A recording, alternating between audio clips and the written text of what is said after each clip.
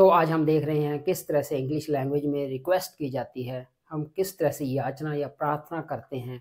Hello, I am Shamsher, welcome back to my channel Go English. I am here to help you master the English grammar. तो अब हम बात कर रहे हैं modals of request, offers and invitation की। सबसे पहले हम रिक्वेस्ट की बात करते हैं।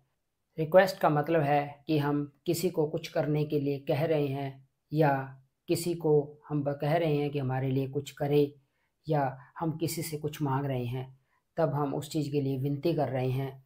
तो आस्किंग फॉर समथिंग देख रहे हैं किस तरह से रिक्वेस्ट की जाती है। तो सबसे पहले can you move your car. Can एक इनफॉर्मल इंग्लिश है, ये पोलाइट नहीं मानी जाती, ये फ्रेंड सर्कल में या इक्वालिटी है जहाँ पर वहीं पर इसका यूज किया जाता है। Will you land me your book, will का यूज होता है उसकी इच्छा को जानने के लिए, इसलिए इनडायरेक्ट रूप से ये रिक्वेस्ट है। तो विल भी जो है वो डायरेक्ट है। तो कंपैरेटिवली जो कुड और वुड हैं ये पोलाइट फॉर्म है। जो पास्ट फॉर्म्स हैं कैन और विल की, वो पोलाइट होती हैं, विनम्र होती हैं, और रिक्वेस्ट के लिए उनका यूज किया जाता है ऐसे सोशल सर्कमस्टांसेज में, ऐसी स्थितियों में जहाँ पर विनम्रता को दर्शाने की ज़रूरत है। जैसे मैं कहूँ could I borrow your pen, ये एक पोलाइट रिक्वेस्ट है। इसी तरह से would you pack this present for me, तो मैं उसे कह रहा हूँ कि क्या मेरे लिए आप इस गिफ्ट को पैक कर देंगे, तो ये भी एक पोलाइट रिक्वेस्ट है।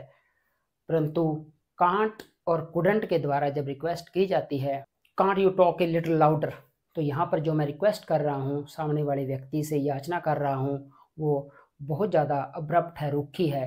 मैं उसे कह रहा हूँ क्या तुम ऊंचा नहीं बोल सकते, तो ये अपने आप में एक पोलाइट रिक्वेस्ट नहीं है। इसमें कोई ना कोई इमोशनल कलरिंग होती है, चाहे तो वो इरिटेशन हो, चाहे वो परसुएसिव हो, मैं किसी को मनाने की कोशिश कर रहा हूँ। जैसे मैं कहूँ couldn't you stay till the party is over, तो यहाँ पर मैं सामने वाले व्यक्ति को कह रहा हूँ क्या तुम रुक नहीं सकते जब तक पार्टी ख़त्म नहीं हो जाती, तो ये परसुएसिव है, मैं उसे मनाने की कोशिश कर रहा हूँ। जिसको भी मैं रिक्वेस्ट कर रहा हूँ, मैं उसके सामने याचना कर रहा हूँ कि कृपया रुक जाइए पार्टी ख़त्म होने तक, तो यहाँ पर परसुएसिव है। तो यहाँ पर कोई ना कोई इमोशनल मीनिंग जरूर ऐड होता है रिक्वेस्ट के साथ में, कांट और कुडंट के केस में। Need you talk non stop, do you have to talk nonsense, और must you play the music all night. Must, need, to, have to के द्वारा की जाने वाली जितनी भी रिक्वेस्ट्स हैं, वो सारी रिक्वेस्ट बहुत ज़्यादा रूखी हैं, बहुत ज़्यादा ही सीधी हैं, डायरेक्ट हैं, और इसमें हमेशा ही शो होता है कि आप चिढ़े हुए हैं, आप विनम्र रिक्वेस्ट नहीं कर रहे हैं किसी से। तो यहाँ पर तीनों ही रिक्वेस्ट में मेरा स्पष्ट दिख रहा है कि अब्रप्ट है, ये रूखी है, ये बहुत ज़्यादा कठोर है और डायरेक्ट है, सीधी है, इसलिए इसका यूज नहीं किया जाता। इसका यूज तभी किया जाता है जब आप चिड़े हुए होते हैं, किसी चीज़ को लेकर आप नेगेटिवली सोचते हैं, या आप ऐसा मानते हैं कि वो सही नहीं है, तब आप ऐसी रिक्वेस्ट करते हैं। और ये रिक्वेस्ट हमेशा ही अब्रप्ट होती है, रूखी होती है। जैसे मैं कहूँ need you talk non stop, क्या तुम बकबक करते ही रहोगे, क्या इसकी आवश्यकता है, रिक्वेस्ट कर रहा हूँ उसे चुप हो जाने की। Do you need to talk nonsense, क्या बेवकूफ़ी पूर्ण बातें जो कर रहे हो वो करते ही रहोगे, तो अगेन रिक्वेस्ट कर रहा हूँ कि ये बकबक बंद कर दो। और must you play the music all night, क्या पूरी रात ही गाना बजाना है, ये भी रिक्वेस्ट है, मैं उसे कह रहा हूँ कि गाना बंद कर दो।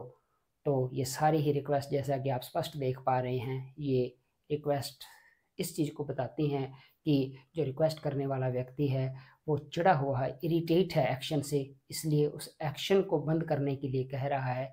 तो ये ऐसी रिक्वेस्ट पोलाइट नहीं है। In this lesson we covered all the modal verbs related with the requests, and we saw in detail how the requests are raised. In this series we are going to cover all the English modal verbs. The links to all the previous lessons are available in our description box, where you can watch all of them in order to master the modal concept.